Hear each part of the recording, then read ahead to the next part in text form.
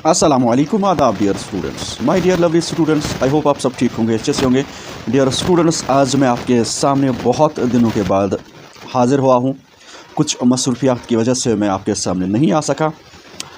Dear students, आज मैंने आपके लिए लाया है model paper class 10th mathematics. ठीक है, किस तरह के क्वेश्चंस एग्ज़ाम में आते हैं, ख़ासकर ये जो अपकमिंग एग्ज़ाम है जो कि मार्च में आपका लिया जाने वाला है, उसके लिए किस तरह से आपको तैयारी करनी होगी, इस क्वेश्चन पेपर में आपको अच्छी तरह से पता चलेगा।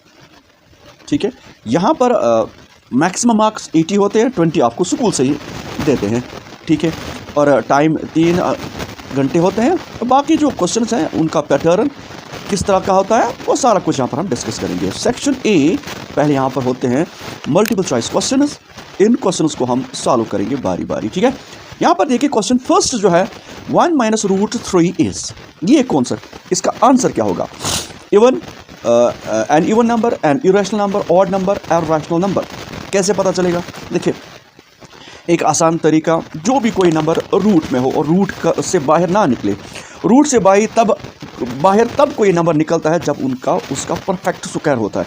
3 का कोई परफेक्ट स्क्वायर नहीं है। 4 का हो सकता है। अगर ये होता 1 - √4 तो 4 इज 2 का स्क्वायर रूट कैंसिल, 1 - 2 तो -1 आता, फिर तो वो रैशनल नंबर होता है। लेकिन यहाँ पर कुछ और बात है।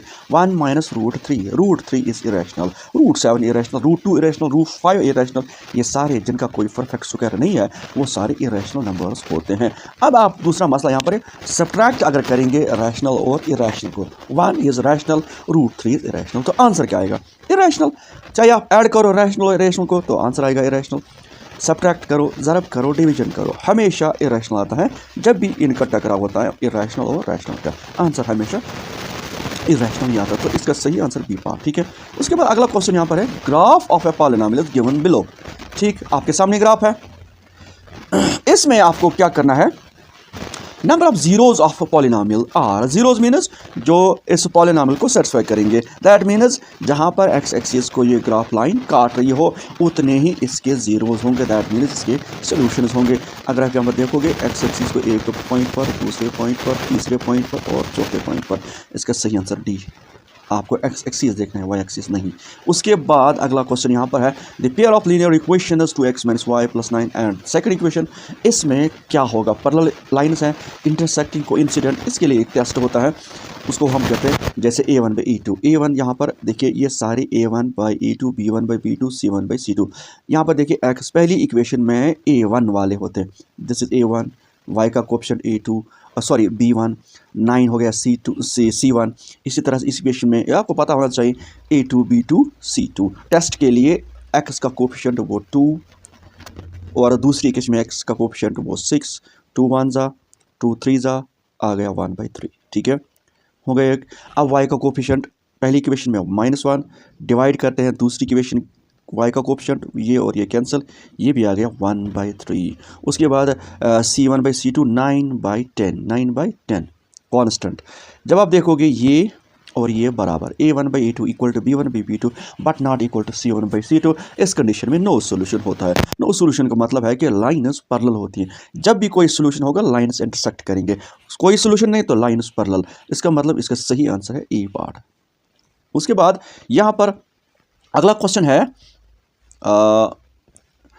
30th term of A P. तो अगर आपको a30 चाहिए, आपको लिखना है a प्लस, शाबाश, 29d। a अगर आप देखोगे वो 10 है पहली टर्म, प्लस 29 और d होता है second term minus first term. 7 - 10 that is -3, वो आप निकाल सकते हो। तो 10 प्लस माइनस माइनस 3 9 20, ये हो गया 87। क्या हो गया? ज़रब करोगे 87, तो 87 में से 10 निकालना है तो 77 इसका सही आंसर है। ये 7 सी पार्ट इसका। ठीक है, उसके बाद क्वेश्चन 5 यहाँ पर साइन स्क्वायर 25 कॉस स्क्वायर 25। यहाँ पर ये देखो दोनों सेम है, इसको आप समझो ये ए है। That mean sine square A plus cos square A, दोनों सेम है तो ए भी सेम है, तो ये 1 के बराबर। Sine square 25 cos square 25 1। अब नीचे में देखना है 1 कौन सा है। Sine 30 is not 1, sine 90 is 1। ठीक है, इसका सही आंसर यही है। और question 6, the abscissa of any point on y axis is, देखिए जब आपको वाई एक्सिस होता है उसमें एक्स एक्सिस 0 होता है, तो इसलिए जो कोऑर्डिनेट्स होंगे वाई एक्सिस के वो 0,y, ठीक है, ये तो आपको पता होना चाहिए, इसका मतलब वो 0 होगा। ठीक है, उसके बाद HCF of 0,2 is not possible to find. ठीक है, 0 और 2 में HCF मुमकिन नहीं है। ठीक है, उसके बाद question number 8, getting a natural number greater than 0 is an example of. ठीक है, यहाँ पर देखिए, getting a natural number greater than 0 is an example of. चलिए हम नेचुरल नंबर की बात करेंगे। Natural number 1, 2, 3 so on. अब natural number greater than 0, natural की बात, इसमें डेसिमल नहीं आएंगे। 0 से बड़ा कोई नेचुरल नंबर वो पहले 1 आएगा, और जब 1 होगा तो इसका मतलब श्योर इवेंट। ठीक है, श्योर इवेंट, याद रखना इसको। अगला question, question 9, 3 times volume of right circular cone of given height h and radius r is equal to twice volume of cylinder of height h and r radius. ठीक है, उसमें question देखिए, question 9, 3 times ऐसे करिए, volume of right circular कून, तो volume of right circular कून होता है 1/3 पाई r square h। ठीक है, तो इज इक्वल टू, इसमें 3 कट, यहाँ पर आएगा पाई r स्क्वायर h, ये होगा वॉल्यूम ऑफ सिलेंडर, वो आपको पता, volume of cylinder, B part इसका सही आंसर है। ठीक है, इसी तरह question 10, which of the following is quadratic equation, इसमें क्वाड्रेटिक इक्वेशन कौन सी है जनाब? इसमें क्वाड्रेटिक इक्वेशन आपको, ये बहुत आसान है, डी। शायद इसमें इनमें एक्स स्क्वायर ख़त्म होगा, इसमें भी एक्स स्क्वायर ही ख़त्म है, और इसमें ये रूट में एक्स है तो क्वाड्रेटिक नहीं हो सकती। सिंपल सी बात है, x square plus 2 equal to 5, इसमें एक्स स्क्वायर है तो यही होगा, ये करने की ज़रूरत नहीं है।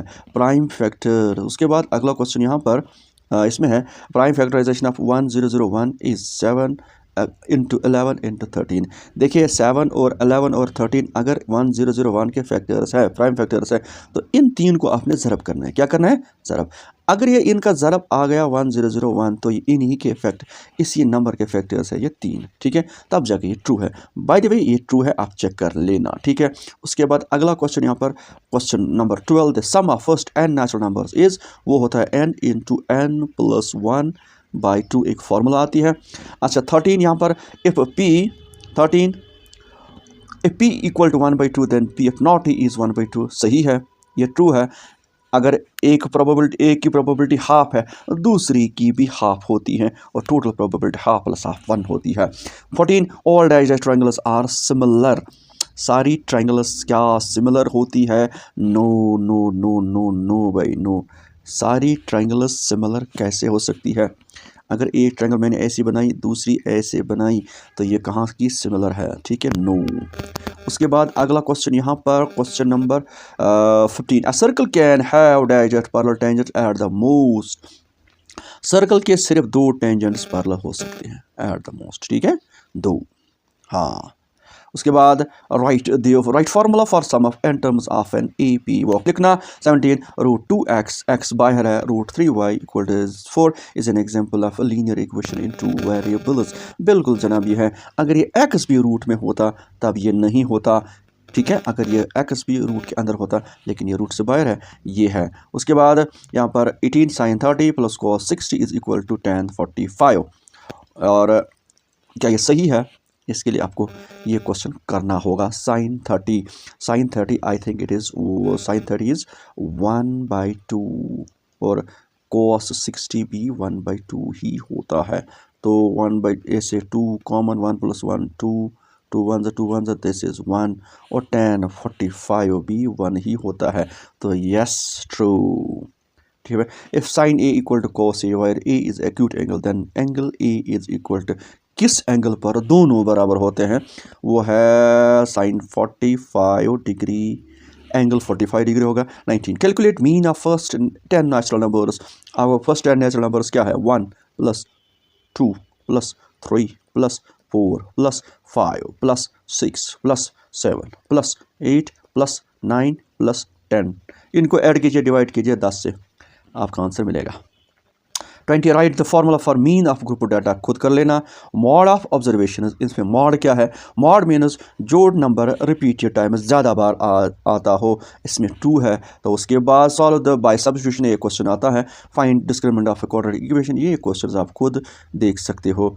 अगर मैं इनको भी सॉल्व करने की कोशिश करूँगा, फिर ये जो वीडियो होगा लंबा होगा। देखिए ये क्वेश्चंस आराम से देखना, ये क्वेश्चंस एग्ज़ाम में आ सकते हैं, ये वाले क्वेश्चंस, ठीक है। इनमें कुछ क्वेश्चंस ऐसे होंगे जो सिलेबस के अंदर नहीं होंगे, सिलेबस से बाहर होंगे, कुछ क्वेश्चंस, क्योंकि पिछले साल सिलेबस में कुछ कटौती हो गई थी, ठीक है। ये जो क्वेश्चन है ना, ये सारे